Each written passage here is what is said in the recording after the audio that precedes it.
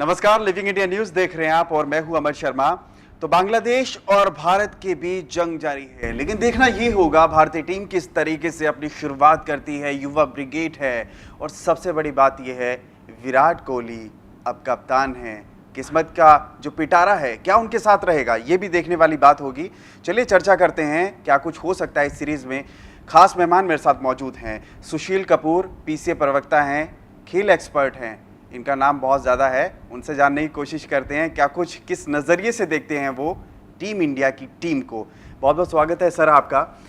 Sir आपसे जानना चाहेंगे नई team India brigade Virat Kohli की कप्तानी में किस अंदाज में, किस पैशन पे लग रही है आपको कि खेल के मैदान में खेल रही है।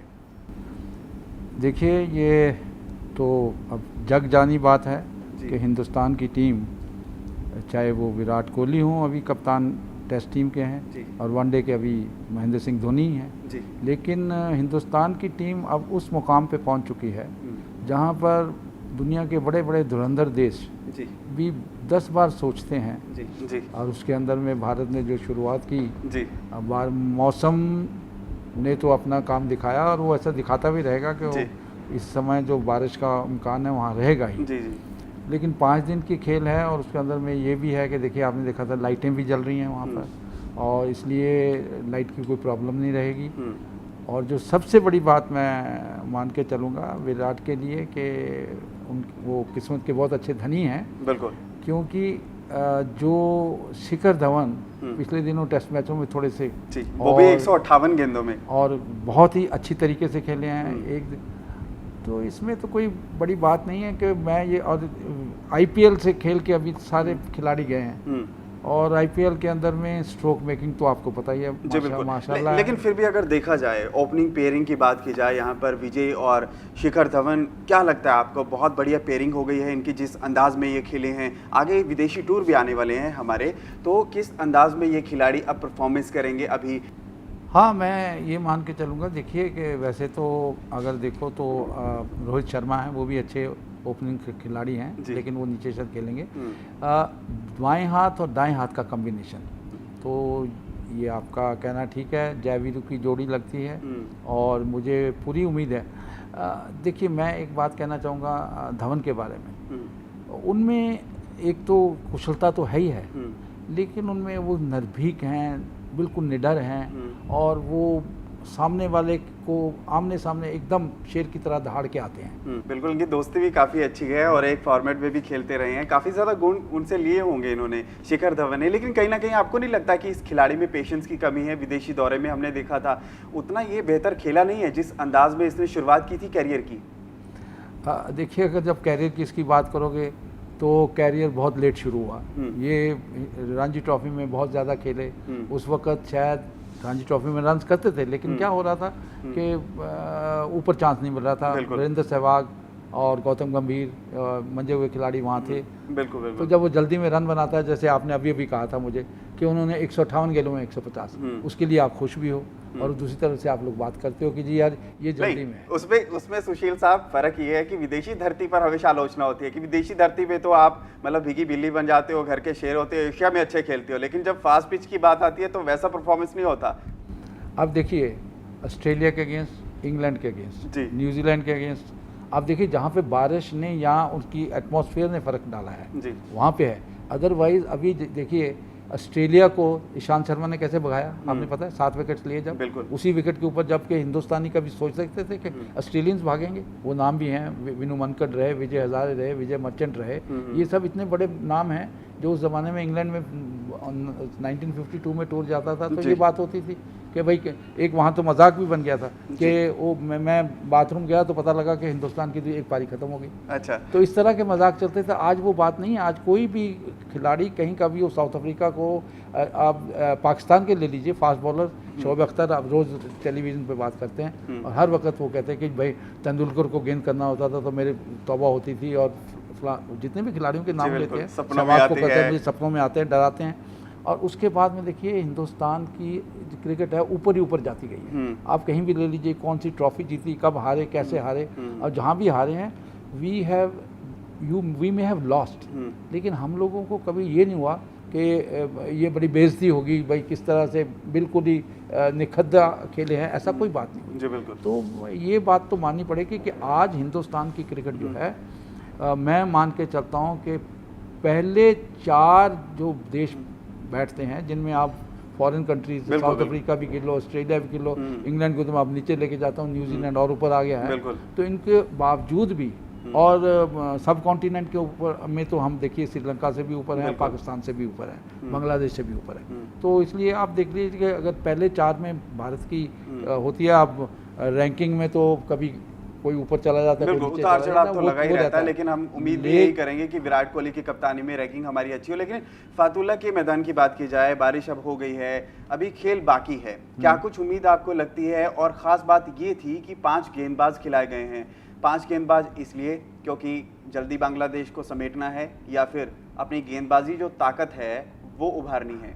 देखिए बात सिंपल सी है, जब बात हुई थी एक टेस्ट मैच की तो उसमें 2 ऑफ स्पिनर लिए गए कि इनके पास 5 या 6 खब्बू बल्लेबाज हैं। तो हरभजन सिंह जिन्होंने 100 से ऊपर टेस्ट ऑलरेडी खेल चुके हैं और अश्विन जो अभी टेस्ट में अच्छा प्रदर्शन कर रहे हैं, जब दोनों तरफ से दोधारी तलवार चलेगी तो मेरा ख्याल नहीं है कि श्रीलंका के बांग्लादेश के खिलाड़ी टिक पाएंगे। और बात रहेगी कि हिंदुस्तान कितना बड़ा स्कोर खड़ा कर सकता है, तो मेरे हिसाब से अगर हिंदुस्तान 500 का आंकड़ा लगाता है तो 2 बारी में आराम से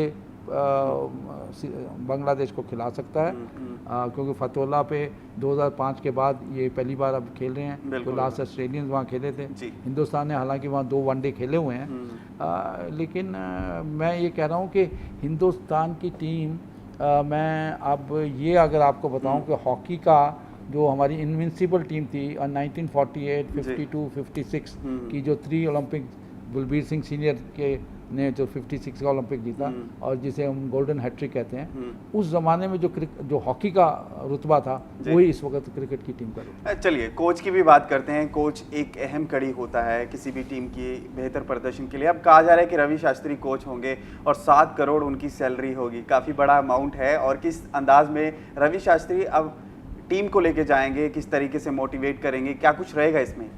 देखिए सबसे पहली बात आपने बात करी 7.5 करोड़ की जी। अब मुझे ये बताइए कि जब कभी यही राशि किसी फॉरेनर को दी जाती है जी, कभी भी किसी ने इस बात पे टिप्पणी नहीं की जी। जैसे ही नाम आया कि हिंदुस्तानी को 7.5 करोड़ मिल रहा है तो हम लोगों के रोंगटे खड़े हुए, हाँ हिंदुस्तानी को मिल रहा है।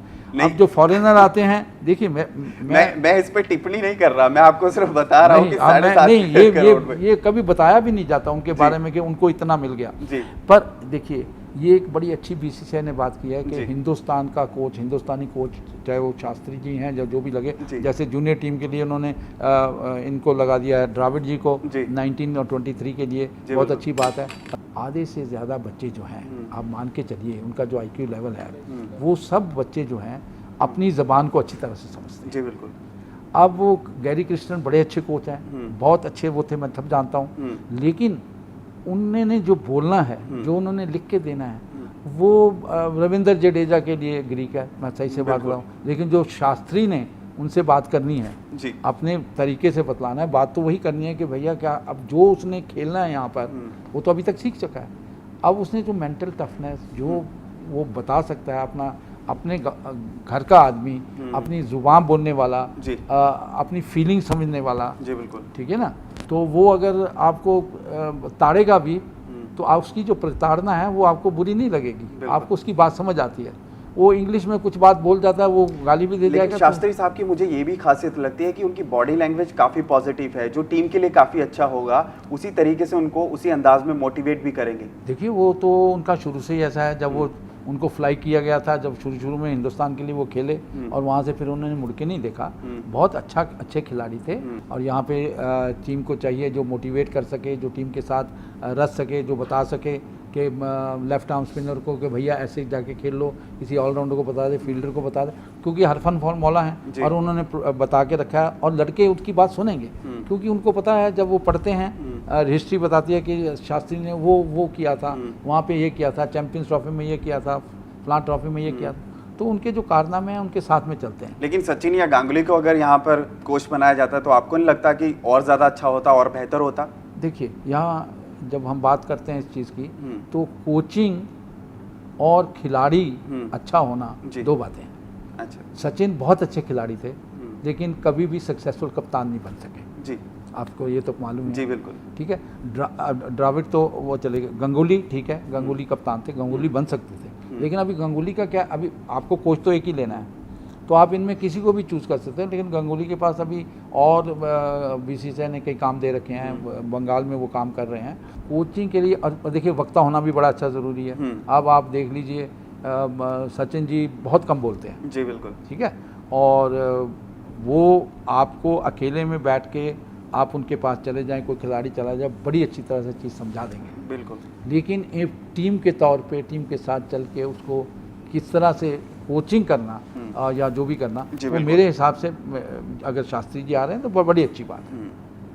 लेकिन फिर भी अगर बीसीसीआई की यहाँ पर तकनीक समिति की बात की जाए, यहाँ पर गांगुली हैं, सचिन हैं, वीवीएस लक्ष्मण हैं, क्या आपको नहीं लगता राहुल द्रविड़ भी इसमें शामिल होते तो बेहतर होता? और कहीं ना कहीं ये अगर तिगड़ी चौगड़ी बनती तो और बेहतर होता। देखिए वो बात का तो खुलासा भी हो चुका है, ये 3 की तिगड़ी बनी और राहुल द्रविड़ को वो मुकाम दे दिया गया है जो हिंदुस्तान की फ्यूचर के लिए बहुत ज़रूरी है जी। वो है अंडर 19 और अंडर 23 के कोच।